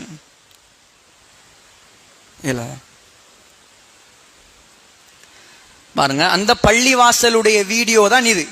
அண்டர் கிரவுண்ட்ல இருக்கக்கூடிய அதிகமானவர்கள் நம்புகிறார்கள், வரலாற்று ஆசிரியர்கள் சொல்கிறார்கள், இந்த பகுதி தான் சுலைமான் அலைஹிஸ்ஸலாம் கட்டிய பள்ளியாக இருக்கலாம். உங்களுக்கு கேள்வி வருமே, சுலைமான் அலைஹிஸ்ஸலாம் ஜின்களை வைத்து பள்ளி கட்டினார் என்பதாக சொன்னீர்களே, அந்த பள்ளி எங்க? அந்த பள்ளி இந்த இடத்துல தான் இருக்கும் என்பதாக நம்புகிறார்கள். இதெல்லாம் சுலைமான் அலைஹிஸ்ஸலாத்துடைய தூண் என்பதாக குறிப்பிடுகிறார்கள். ஆனால் சரியான ஆதாரம் தெரியாது. சுலைமான் அலைஹிஸ்ஸலாம் கட்டி இருக்கலாம், இதுதான் இந்த பள்ளி வாசலை தான் அவங்க கட்டி இருப்பாங்க என்பதாக நம்புகிறார்கள். இந்த காட்டப்படக்கூடிய மெஹராப் இருக்கிறதே, அதுக்கு பக்கத்துல ஒரு மெஹராப் காட்டுறாங்க. அந்த மெஹராப் தான் ஜக்கரியா அலைஹிஸ்ஸலாத்துடைய மெஹராப். மரியம் அலைஹிஸ்ஸலாம், மரியம் அலைஹிஸ்ஸலாம் அங்கதான் தங்கி இருந்தாங்க, அங்கதான் வளர்ந்தாங்க என்பதாகவும் ஒரு கருத்து இருக்கிறது. பாருங்க, இதுதான் சுலைமான் அலைஹிஸ்ஸலாத்துடைய தூண் என்பதாக நம்பப்படுகிறது. இது பழைய மஸ்ஜிதுல் அக்ஸா. இது மரியம் அலைஹிஸ்ஸலாத்தினுடைய மிஹ்ராப் என்பதாக நம்பப்படுகிறது. மரியம் அலைஹிஸ்ஸலாம் இந்த இடத்துல இருந்துதான் பழங்கள் சாப்பிட்டு கொண்டிருந்தார். அந்த நேரத்தில் ஜக்கரியா அலைஹிஸ்ஸலாம் வந்தார். சீசன்ல இல்லாத பழங்கள் சாப்பிடுகிறாய், ஏங்கால கிடைத்தது என்று கேட்டார். மரியம் அலைஹிஸ்ஸலாம் சொன்னார், அல்லாஹ் தந்தான் என்பதாக சொன்னார். அந்த நேரத்தில் ஜக்கரியா அலைஹிஸ்ஸலாம் வயதாளி, குழந்தை பாக்கியம் இல்லை. யோசித்தார், சீசன்ல இல்லாத பழத்தை அல்லாஹ் மரியமுக்கு கொடுக்க சக்தி இருந்தால் ஏன் இந்த கிழவனுக்கு குழந்தையை கொடுக்க சக்தி இல்லையா? எப்படி நபிமாருடைய சிந்தனை. உடனே ஹுனாலிக தஆ ஜக்கரியா ரப்பா, இதுதான் ஜக்கரியா அலைஹிஸ்ஸலாத்துடைய மெஹராப் என்பதாக சொல்கிறார்கள். அந்த இடத்துக்கு வந்து கையை உயர்த்தி துஆ கேட்டார். யா அல்லாஹ், எனக்கு குழந்தை பாக்கியத்தை தா. அல்லாஹ் யஹ்யா என்ற குழந்தையை கொடுத்தான். அதை நபியாக ஆக்கினான். மலக்கை போல ஆக்கினான். மலக்கை போலண்டா وَكَانَ سَيِّدًا وَحَسُورًا وَنَبِيًّا مِنَ الصَّالِحِينَ. அல்லாஹ் சொல்கிறான், யஹ்யா அலைஹிஸ்ஸலாம் ஹசூராக இருந்தார். ஹசூர் என்றால் பெண் ஆசை அவருக்கு கிடையாது. மலக்குமாருக்கு தானே பெண் ஆசை இல்லை. அல்லாஹ் அப்படி படைத்திருந்தான் ஒரு உயர்ந்த நபியாக. இது அண்டர் கிரவுண்ட்ல இருக்கக்கூடிய 2வது தொழுமடம். அடுத்தது அடுத்தது 3வது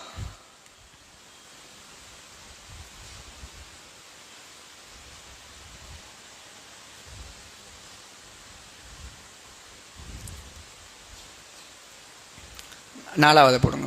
அது இல்லை.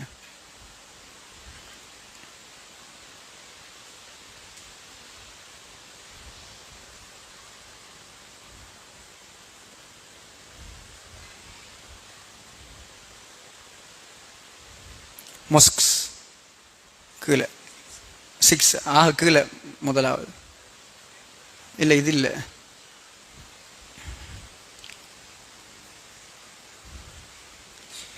அதில் வீடியோக்கு அடுத்ததை போடுங்க. நெக்ஸ்ட் போடுங்க. நெக்ஸ்ட் கொடுங்க. அந்த மஞ்சள் கலர் டோம் நெக்ஸ்ட். அது இது இல்லை. அதுதான். இது 3வது தொழுமடம்.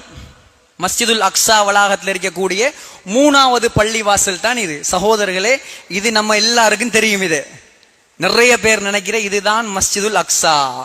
காத்தாங்குடியில் முன்னாள் கிழக்கு மாகாண ஆளுநர் இதே அச்சு அசலாக அதே டிசைன்ல பள்ளிவாசல் கட்டி இருக்கிறார். உள்ளுக்கு காட்டுற வீடியோ ஒன்று இருக்குது. அதை பார்க்கும் போது உங்களுக்கு விளங்கும். சகோதரர்களே, இந்த பள்ளிவாசலும் சுலைமான் அலைஹிஸ்ஸலாம் கட்டிய பள்ளி அல்ல. இதை கட்டியவரும் அப்துல் மலிக் பின் மருவான் தான் கட்டினார். அவர் தான் ஆரம்பித்தார் இந்த பள்ளிவாசல். இப்ப எத்தனாம் ஆண்டு? 2023ஆம் ஆண்டு. இந்த பள்ளிவாசலுக்கு வயது 1023 வயசு. கிறிஸ்துவுக்கு பின் 1000ஆம் ஆண்டு கட்டு முடிக்கப்பட்ட பள்ளி தான் இது. இந்த பள்ளிவாசலுக்கு வயசு 1023 வயசு. இதுல மஞ்சள் கலர்ல பெயிண்ட் அடிச்சிருக்கிறாங்களே டோம். இந்த டோம் தங்க தண்ணியால் பெயிண்ட் அடிக்கப்பட்டிருக்கு. தங்க பெயிண்ட் தான் அது. மேல இருக்கக்கூடிய பிறை தனி தங்கத்தால் ஆனது. இந்த பள்ளிவாசலுக்கு இங்கிலீஷ்ல சொல்லுவாங்க டோம் ஆஃப் த ராக் என்று சொல்லுவாங்க. அரபியில குப்பத்துஸ் சஹ்ரா. குப்பத்துஸ் சஹ்ரா. சஹ்ரா என்று சொன்னால் அரபியில் பாறை என்பதாக அர்த்தம். சஹ்ராண்டா என்ன? பாறை, மலைப்பாறை. அந்த வீடியோ போடும். இந்த பள்ளிக்குள்ள ஒரு பாறை இருக்குது பாருங்க. காத்தாங்குடியில இதே மாதிரி கட்டி இருக்கிறார். பார்த்திருப்பீங்க. இதே மாதிரி எல்லா டிசைன்லையும் கட்டி இருக்கிறாங்க. இன்னைக்கு பாறை.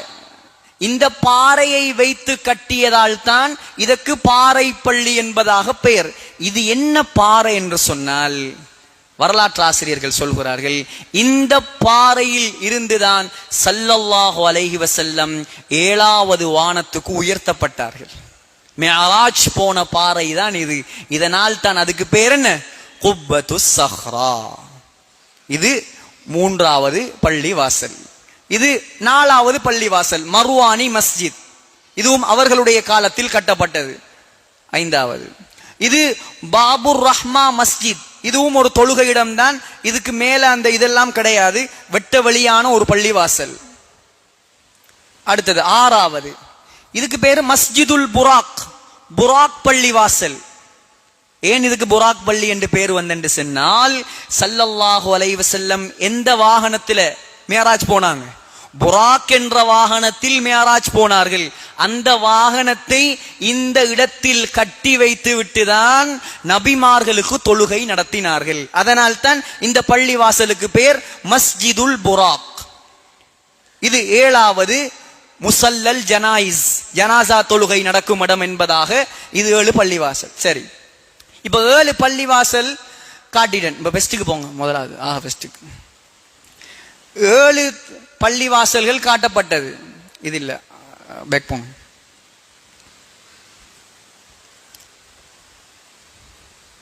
பலஸ்தீன். 7 பள்ளிவாசல்கள் காட்டப்பட்டுச்சு. இப்ப நீங்க கேட்பீங்க, இதுல எது மஸ்ஜிதுல் அக்ஸா? மஸ்ஜிதுல் அக்ஸாவுல தொழுகிறதுக்கு நன்மை வந்திருக்குது, மிக சிறப்புகள் வந்திருக்குது, பல தொழுகைகள் கிடைத்த தொழுகைகள் நன்மை கிடைக்கும் வந்திருக்குது. நாங்க இப்ப போனா இன்ஷா அல்லாஹ் அங்க போகக்கூடிய பாக்கியத்தை உங்க எல்லாருக்கும் தருவானாக, எனக்கும் தருவானாக. நாங்க போனோம்னு சொன்னா எது அந்த மஸ்ஜிதுல் அக்ஸா, எதில் தொழுதால் நன்மை கிடைக்கும்?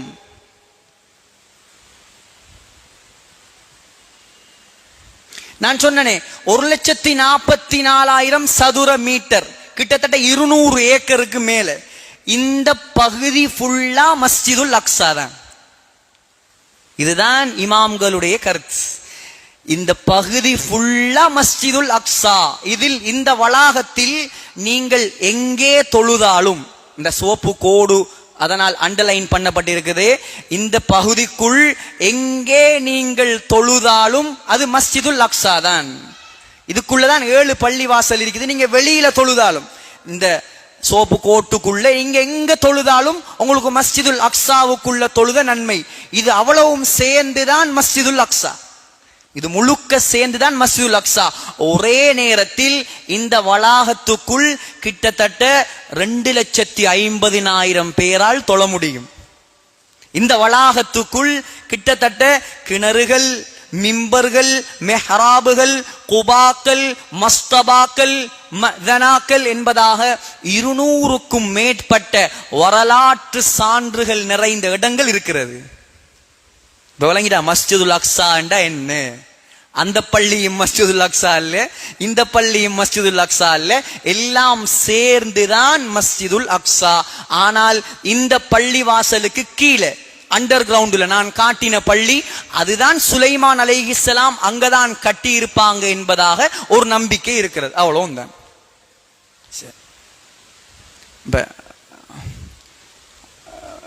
லாஸ்ட் பேக் போம் ஆக லாஸ்ட். சரி, மஸ்ஜிதுல் அக்ஸாண்ட எதுன்னு தெளிவாக விளங்கிட்டா? எல்லாருக்கும் தெளிவாக விளங்கி இருக்கும் நினைக்கிறேன். சரி, இப்ப நான் 4 வெற்றி உங்களுக்கு சொன்னேன். 4 வெற்றி. முதலாவது வெற்றி யாருடையது? யூஷா பின் நூனுடைய வெற்றி. 2வது வெற்றி ஹஜ்ரத் தாவூத் அலைஹிஸ்ஸலாம். 3வது வெற்றி உமர் ரலியல்லாஹு அன்ஹு. 4வது வெற்றி யாரு? சலாஹுத்தீன் அய்யூபியுடைய வெற்றி. 5வது ஒரு வெற்றி இருக்கிறது. அது வெற்றி நடக்கவிருக்கிறது இன்ஷா அல்லாஹ். நான் சொன்னேனே 2000 வருஷமாக ஒரு தலைவர் வானத்தில் வாழ்ந்து கொண்டிருக்கிறார். இது 2023ஆம் ஆண்டு. அவர்களுடைய கருத்தின்படி ஈசா அலைஹிஸ்ஸலாம் பிறந்து 2023 வருஷம், 2000 வருஷங்களாக கிட்டத்தட்ட 33 வயதில் உயர்த்தப்பட்டார் வானத்துக்கு. முதலாவது வானத்தில் வாழ்கிறார். 33 வயதோடையே இன்னும் வாழ்கிறார். வயது போகல அவருக்கு. அதே 33 வயதோடு இன்ஷா அல்லாஹ். இதுதான் அவர் பிறந்த ஊர். இதுக்கு பேர் பெத்தலேகம். பெத்தலேகம், பைத்துல் லஹம் அரபியில. ஈசா அலைஹிஸ்ஸலாம் பிறந்த ஊர் தான் இது. அதிகமான கிறிஸ்டியன்கள் தான் இங்க வாழ்றாங்க. ஹஜ்ரத் ஈசா அலைஹிஸ்ஸலாத்தை தெய்வமாக ஏற்ற மக்கள். அடுத்தது, இதுதான் ஈசா அலைஹிஸ்ஸலாம் பிறந்த இடம் என்பதாக அவர்கள் நம்புகிறார்கள். ஈசா அலைஹிஸ்ஸலாம் இந்த இடத்துல தான் பிறந்தாங்க. அடுத்தது சகோதரர்களே, இப்ப பாருங்க, இது முஸ்லிமுடைய ஹதீஸ். என்ன சொல்றாங்க ஸல்லல்லாஹு அலைஹி வஸல்லம்? ஒரு நாள் வரும், அல்லாஹ் ஈசா அலைஹிஸ்ஸலாத்தை இறக்குவான். ஃபயன்சில், அவர் இறங்குவார். இந்தல் மனாரத்தில் பைதா, வெள்ளை நிற கோபுரத்தில் இறங்குவார். அந்த கோபுரம் எங்கே இருக்கும்? ஷர்கை திமஷ்க், டமஸ்கஸ் நகரத்தின். முஸ்லிமுடைய ஹதீஸ். டமஸ்கஸ் எங்க இருக்கு? சிரியாவுடைய தலைநகரம் டமஸ்கஸ். அந்த டமஸ்கஸ் உடைய வெள்ளை கோபுரத்தில் ஈசா அலைஹிஸ்ஸலாம் இறங்குவார். குங்கும நிற ஆடை உடுத்திருப்பார். 2 மலக்குமாருடைய ரெக்கைகளில் தொங்கிக் கொண்டு இறங்குவார். அவர் தலையை கீழே போட்டால் தண்ணீர் கொட்ட ஆரம்பிக்கும். அவர் தலையை உயர்த்தினால் முத்துக்கள் முத்துக்களாக வேர்வை சொட்ட ஆரம்பிக்கும். அந்த தோற்றத்தில் ஈசா அலைஹிஸ்ஸலாம் இறங்குவார். அதுக்கு பின்னாலதான் நான் சொன்ன 5வது வெற்றி. அடுத்த சகோதரர்களே, ஸல்லல்லாஹு அலைஹி வஸல்லம் சொன்ன ஹதீஸின் பிரகாரம் இப்பொழுது டமஸ்கஸ் நகரத்தின் கிழக்கு பகுதியில் இந்த பள்ளிவாசல் தான் இருக்கிறது. இந்த பள்ளிவாசலில் தான் 2 வெள்ளை மினாராக்கள், இந்த ஒன்று 2 வெள்ளை மினாராக்கள் இருக்கிறது. உலமாக்கள் சொல்கிறார்கள், இந்த 2இல் ஒன்றில் தான் ஈசா அலைஹிஸ்ஸலாம் இறங்குவார். அந்த 2ல ஒன்றில தான். அடுத்த ஒரு போட்டோ வருகி, அதை போடுங்க. இந்த 2ல ஒன்றில தான் ஈசா அலைஹிஸ்ஸலாம் இன்ஷா அல்லாஹ் இறங்குவார். அவர் இறங்கினால் அவர் மூச்சு விட்டால் யூதன் கரைய ஆரம்பிப்பான். அவருடைய மூச்சு காற்று யூதனுக்கு நஞ்சு. ஈசா அலைஹிஸ்ஸலாம் இறங்கும் பொழுது உலகத்தில் தஜ்ஜால் வந்திருப்பான். தஜ்ஜால் விரண்டு ஓட ஆரம்பிப்பான். ஈசா அலைஹிஸ்ஸலாம் அவனை தேடி போவார்கள். யூதர்கள் சொல்றார்களே, எங்களுக்கு வாக்களிக்கப்பட்ட பூமி பலஸ்தீன். யாருக்காம்? அவர்களுக்கு வாக்களிக்கப்பட்ட பூமியாம் பலஸ்தீன். நாம் சொல்வோம், ஓ உங்களுக்கு வாக்களிக்கப்பட்ட பூமி தான் பலஸ்தீன். ஏன்? உங்களோட சாவு வாக்களிக்கப்பட்ட பூமி. ஈசா அலைஹிஸ்ஸலாம் பலஸ்தீனில் வைத்துத்தான் தஜ்ஜாலை கொலை செய்வார். பாபுல் லுத் என்ற இடத்தில் கொலை செய்வார். அனைத்து யூதர்களும் முஸ்லிம்களால் அழிக்கப்படுவார்கள். அந்த நாளில் மரம் பேச ஆரம்பிக்கும். முஸ்லிமே, எனக்கு பின்னால் ஒரு யூதன் மறைந்திருக்கிறான், அவனை கொல். கல் பேச ஆரம்பிக்கும். முஸ்லிமே, எனக்கு பின்னால் ஒருவன் மறைந்திருக்கிறான், கொல். படைப்பினங்கள் எல்லாம் யூதர்களுக்கு எதிராக மாற ஆரம்பிக்கும். ஒரே ஒரு மரத்தை தவிர, கிர்கத் அல்லது கர்கத் என்ற மரம், அந்த கர்கத் என்ற மரத்தை தவிர மற்ற எல்லா மரமும் அவர்களை காட்டிக் கொடுக்கும்.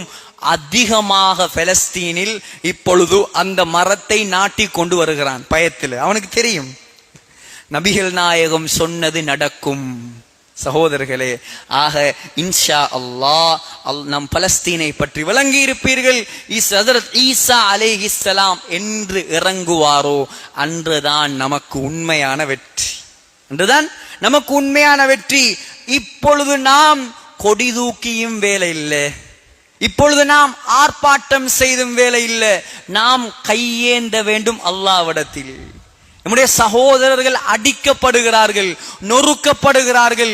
ஒவ்வொரு நாளும் அநியாயம், அராஜகம், அட்டூழியம் அரங்கேறி கொண்டிருக்கிறது. பெண்கள் சொல்கிறார்கள், நாங்கள் உறங்கும் பொழுது, இங்கேயும் பெண்கள் இருக்கிறாங்க, அதே பெண் தானே அங்கேயும் இருக்கிறாள். யோசிச்சு பாருங்க, இங்கே இருக்கக்கூடிய அதே பெண்கள் தானே அங்கே இருக்கிறார்கள்.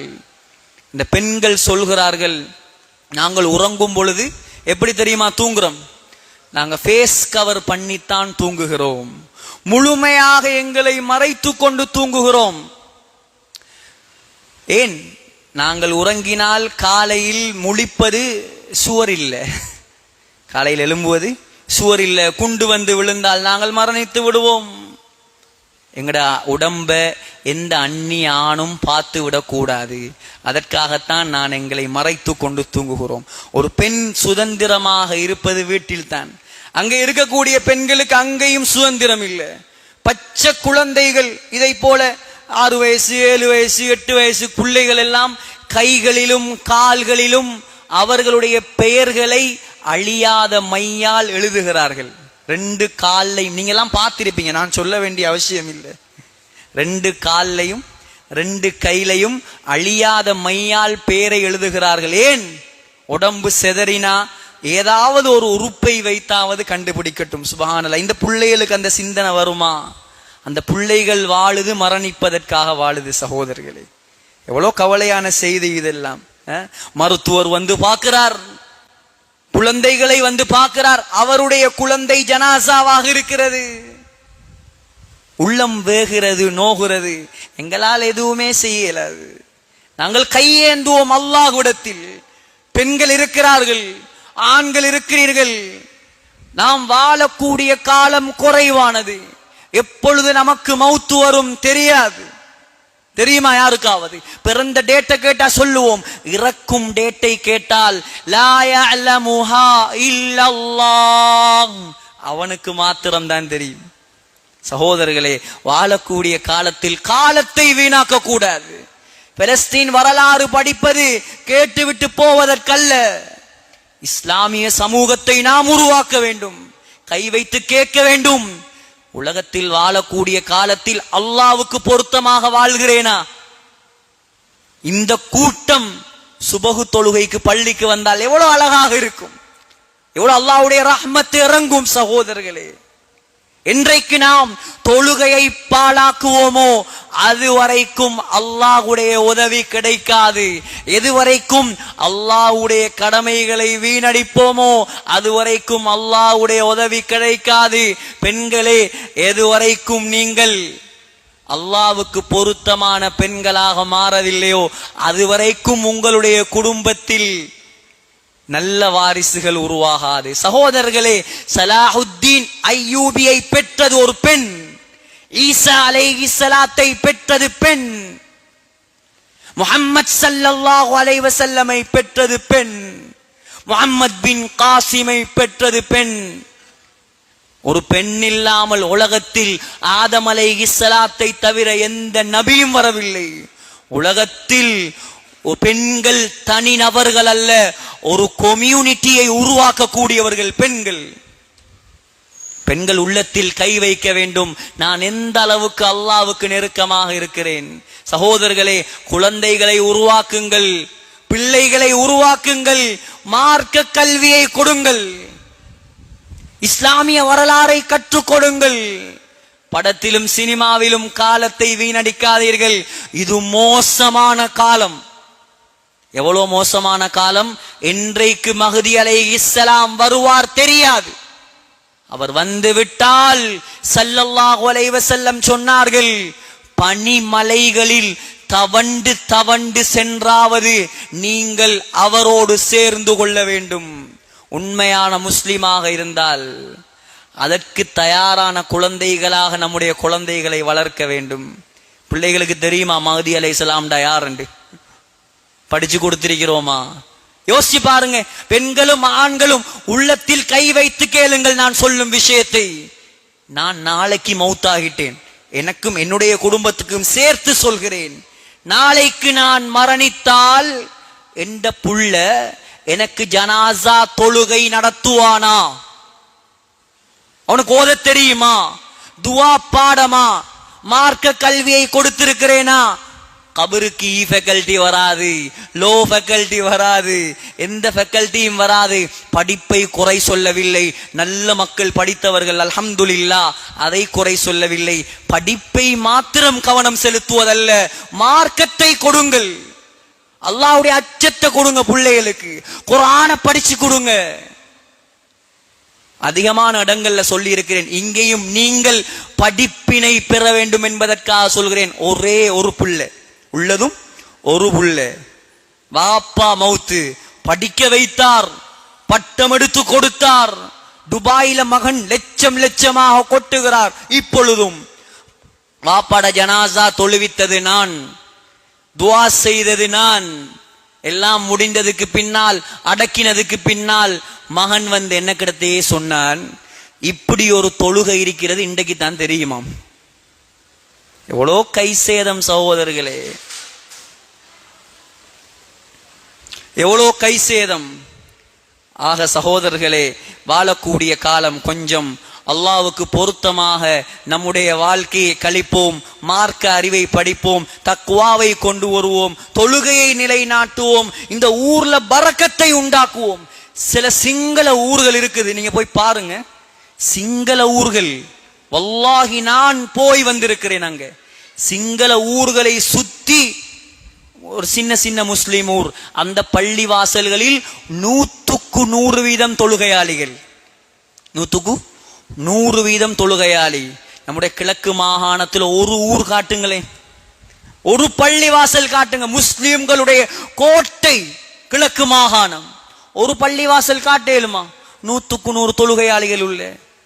இதுதான் நம்முடைய சாதனை. சாதிக்கணும் அல்லாஹ்வுடைய விஷயத்துல, நல்ல மௌத்து கிடைக்கும் இன்ஷா அல்லாஹ். ஆக நீண்ட பயான்கள், ஏற்கனவே டைம் போய்விட்டது. அல்லாஹ்வுக்காக வரலாறுகளை படிப்போம், உலமாக்களை வைத்து மாஷா அல்லாஹ் இந்த நிர்வாகத்துக்கு அல்லாஹ் பரக்கத் செய்யணும். எவ்வளோ சில விஷயங்கள் பள்ளி கட்டுறதுதான் நிர்வாகம் என்று நினைக்கிறார்கள். ஆனால் மக்கள் மார்க்கத்தை விளங்க வேண்டும் என்பதற்காக இவ்வளோ பெரிய ஏற்பாடை செய்திருக்கிறார்கள். காலத்துக்கு தேவையான மார்க்க அறிவு உலமாக்கள் மூலமாக நடத்தப்பட வேண்டும். நான் அன்பாக கேட்டுக்கொள்கிறேன். இது ஃபித்னாவுடைய காலம். ஃபித்னாக்களை பற்றிய நிகழ்ச்சி இங்கே நடக்க வேண்டும். உலமாக்கள் இருக்கிறார்கள். ஹஜ்ஜுடைய காலம் வந்தால் ஹஜ்ஜுடைய சட்டங்கள் மக்களுக்கு விளங்கப்படுத்த வேண்டும். நோன்பு வருவதற்கு முன்னாலே பிறை சம்பந்தமான தெளிவு. இங்க இருக்கக்கூடிய நாம் எல்லாம் நாட்டு பிறையை பின்பற்றுபவர்கள். அதுக்குரிய ஆதாரம் என்ன? அதற்குரிய தெளிவு, நோன்புடைய சட்ட திட்டங்கள், ஃபிக்ஹ் வகுப்புகள், குர்ஆன் ஓதுகிறோம். சூரா ஃபாத்திஹாவுடைய அர்த்தம் தெரியாது, சூரா ஃபாத்திஹா சரியாக ஓத தெரியாது, தொழுகை ஏற்றுக்கொள்ளப்படாது. அதுடைய விளக்கங்கள் இது எல்லாம் இன்ஷா அல்லாஹ் இவர்கள் செய்வார்கள் என்று நான் நம்புகிறேன். அல்லாஹ் அவர்களுக்கு அதுக்குரிய பாக்கியத்தை மேலும் மேலும் கொடுக்க வேண்டும் என்பதாக மிம்பருக்கு முன்னால் இருந்து நான் துஆ செய்கிறேன். அல்லாஹ் இந்த மக்களை, இந்த ஊர் மக்களை, இந்த மஹல்லா வாசிகளை அல்லாஹ் பொருந்திக் கொள்வானாக. அல்லாஹ் அவர்களுடைய பாவங்களை மன்னிப்பாயாக, குற்றங்களை மன்னிப்பாயாக. யா அல்லாஹ், ஒரு ஃபித்னாவுடைய காலத்தில் வாழ்கிறோம் யா அல்லாஹ். மோசமான காலம் யா அல்லாஹ். எங்கே பார்த்தாலும் முஸ்லிம்கள் அடிக்கப்படுகிறார்கள், ஒடுக்கப்படுகிறார்கள், நொறுக்கப்படுகிறார்கள் யா அல்லாஹ். இரக்கம் உள்ளவனே, சக்தியாளனே, இந்த காலத்தில் நாங்கள் வாழ்கிறோம். எங்களுக்கு உறுதியான ஈமானை தந்துவிடு யா அல்லாஹ். இன்னும் பாவத்திலே எங்களை ஈடுபடுத்தாதே யா அல்லாஹ். உன்னை அஞ்சக்கூடிய மக்களாக வாழ வைப்பாயாக யா அல்லாஹ். மார்க்கத்தை எங்களுக்கு கற்றுத்தா யா அல்லாஹ். எங்களை கபல்களை கபூல் செய்திடு யா அல்லாஹ். யா அல்லாஹ் ரஹ்மானே, இந்த ஊர் மக்களை கபூல் செய்திடு யா அல்லாஹ். ஊர் பெண்களை கபூல் செய்திடு யா அல்லாஹ். சிறுவர்களை கபூல் செய்திடு யா அல்லாஹ். ஆண்களை கபூல் செய்திடு யா அல்லாஹ். இந்த மஹல்லா வாசிகளை 100க்கு 100 தொழுகையாளிகளாக மாற்றிவிடு யா அல்லாஹ். உன்னுடைய ரஹ்மத்தை அள்ளி இந்த பள்ளி வாசலில் கொட்டி விடு யா அல்லாஹ். உனக்கு பொருத்தமான மக்களை இங்கே வாழ வைத்து விடு யா அல்லாஹ். உனக்கு விருப்பமான மக்களை வாழ வைத்து யா அல்லாஹ். இந்த மஹல்லாவில் உலமாக்களை உருவாக்கு யா அல்லாஹ். ஹாஃபில்களை உருவாக்கு யா அல்லாஹ். முஃப்திகளை உருவாக்கு யா அல்லாஹ். தாயிகளை உருவாக்கு யா அல்லாஹ். நல்ல மக்களை உருவாக்கு யா அல்லாஹ். இந்த மஹல்லா வாசிகளுடைய ஹாஜத்துகளை நிறைவேற்றிடு யா அல்லாஹ். யா அல்லாஹ், இரக்கம் உள்ளவனே, உலகளாவிய ரீதியில் குறிப்பாக பலஸ்தீனில் எம்முடைய சகோதரர்கள் யா அல்லாஹ், நாங்கள் இங்கே நிம்மதியாக உண்கிறோம், உறங்குகிறோம், குடிக்கிறோம் யா அல்லாஹ். அங்கே எம்முடைய உறவுகள் யா அல்லாஹ், உணவு இல்லை யா அல்லாஹ், குடிப்பதற்கு தண்ணீர் இல்லை யா அல்லாஹ். ஒவ்வொரு நாளும் மரணத்தை பயந்து பயந்து வாழ்கிறார்கள் யா அல்லாஹ். இரக்கம் உள்ளவனே, சக்தி உள்ளவனே, ஏகனே, இணை துணையற்றவனே, ரஹ்மானே, அனைத்தையும் பார்த்து கொண்டிருப்பவனே யா அல்லாஹ். நீ பொறுமையாளன் யா அல்லாஹ். எங்களை போல அவசரக்காரன் இல்லை யா அல்லாஹ். யா அல்லாஹ், அவசரமாக அந்த மக்களுக்கு உதவி செய்திடு யா அல்லாஹ். அவசரமாக உதவி செய்திடு யா அல்லாஹ். அந்த மக்களுடைய துன்பத்தை துடைத்து விடு யா அல்லாஹ். அந்த மக்களுடைய கஷ்டத்தை போக்கி விடு யா அல்லாஹ். அந்த மக்களுடைய சுஹதாக்களை கபூல் செஞ்சிடு யா அல்லாஹ். அந்த மக்களை நீ நெருக்கமான மக்களாக ஆக்கிக்கொள் யா அல்லாஹ். பலஸ்தீன் என்பது அவர்களுடைய சொத்து மாத்திரம் அல்ல யா அல்லாஹ். நாங்கள் எல்லாரும் செய்ய வேண்டிய வேலையை அவர்கள் மாத்திரம் செய்து கொண்டிருக்கிறார்கள் யா அல்லாஹ். அந்த மக்களை நீ மன்னிச்சிடு யா அல்லாஹ். அந்த மக்களுக்கு உதவி செஞ்சிடு யா அல்லாஹ். யா அல்லாஹ், அந்த பெண்கள் யா அல்லாஹ், எங்களால் எதுவும் செய்யலாது யா அல்லாஹ். நீ ஃபிரௌனை அழித்தவன் யா அல்லாஹ். நீ காரூனை அழித்தவன் யா அல்லாஹ். நீ ஹாமானை அழித்தவன் யா அல்லாஹ். அது சமூதை அழித்தவன் யா அல்லாஹ். அன்று என்ன சக்தியோடு இருந்தாயோ அதே சக்தியோடு இன்றும் இருக்கிறாய் யா அல்லாஹ். உனக்கு சக்தி குறையாது யா அல்லாஹ், உனக்கு வயது போகாது யா அல்லாஹ், உனக்கு பலகீனம் உண்டாகாது யா அல்லாஹ். இந்த அந்நியர்களுக்கு, இந்த யூதர்களுக்கு நேர்வழியில் இருந்தால் நேர்வழியை கொடு, அப்படி நேர்வழி இல்லை என்றால் அவர்களை அழித்து நாசப்படுத்தி விடு யா அல்லாஹ். இந்த முஸ்லிம்கள் முழு உலக மக்கள் படிப்பினை பெறும் விதமாக அவர்களை அழித்து காட்டு யா அல்லாஹ். ஈரவுலக நாயனே ரஹ்மானே, உலகத்தில் வாழக்கூடிய காலத்தில் எவ்வளோ காலம் வாழ்ந்தாலும் எங்களுக்கு ஒரு கடைசி நாள் இருக்கிறது யா அல்லாஹ். அந்த கடைசி நாளை நல்ல நாளாக ஆக்கித்தாயா அல்லாஹ். கெட்ட மௌத்தை தந்திடாதே யா அல்லாஹ். இங்க உள்ள பெண்களுக்கு கெட்ட மௌத்தை கொடுத்திடாதே யா அல்லாஹ். இங்க உள்ள ஆண்களுக்கு கெட்ட மௌத்தை கொடுத்திடாதே யா அல்லாஹ். யா அல்லாஹ், மரணிக்க கூடிய அந்த நாளை நாங்கள் செய்த பாவத்தின் காரணமாக கெட்ட நாளாக ஆக்கிடாதே யா அல்லாஹ். நல்ல நாளாக ஆக்கித்தாயா அல்லாஹ். யா அல்லாஹ், மதீனா முனவ்வராவில் மஸ்ஜிதுன் நபவியில் ரௌதா ஷரீஃபில் சுஜூதுடைய நிலைமையில் சுவர்க்கத்தை கண்ணால் கண்டவர்களாக லா இலாஹ இல்லல்லாஹ் முஹம்மதுர் ரசூலுல்லாஹ் என்ற கலிமா சொன்னவர்களாக யா அல்லாஹ் உலகத்தை விட்டு எங்களை மௌத்தாக்கி யா அல்லாஹ். எங்கட மௌத்துகளை அந்த மௌத்தாக ஆக்கிடு யா அல்லாஹ். இந்த ஊர்ல மௌத்தானவர்களை எல்லாம் கபூல் செய்து கோயா அல்லாஹ். எங்கட தாய் தகப்பனை பொருந்திக்கொள் யா அல்லாஹ். இந்த தாய் தகப்பன் கபராளிகளாக இருக்கிறார்களோ அவர்களுடைய கபர்களை சொர்க்கத்து பூஞ்சோலைகளாக ஆக்கிடு யா அல்லாஹ். இங்கே இருக்கக்கூடிய ஆண்களை தீனுடைய ஆண்களாக ஆக்கியா அல்லாஹ். இங்கே இருக்கக்கூடிய பெண்களை தீனுடைய பெண்களாக ஆக்கிறியா அல்லாஹ். தக்வா உள்ள பெண்களாக ஆக்கிறியா அல்லாஹ். இமாம்களை உருவாக்கிய பெண்களை போன்ற பெண்களாக ஆக்கிறியா அல்லாஹ். எங்களோட துஆக்களை கபூல் செய்திரு நாயனே. ரப்பனா ஆத்தினா ஃபித் துன்யா ஹஸனா வ ஃபில் ஆখিরাতি ஹஸனத வ கினா அஸாபன் நார். ரப்பிர்ஹம்ஹுமா கமா ரப்பயானி ஸகீரா. வ ஸல்லல்லாஹும்ம அலா சய்யிதினா முஹம்மத் வ ஆலிஹி வ ஸஹ்பிஹி அஜ்மஈன். வல்ஹம்துலில்லாஹி ரப்பில் ஆலமீன்.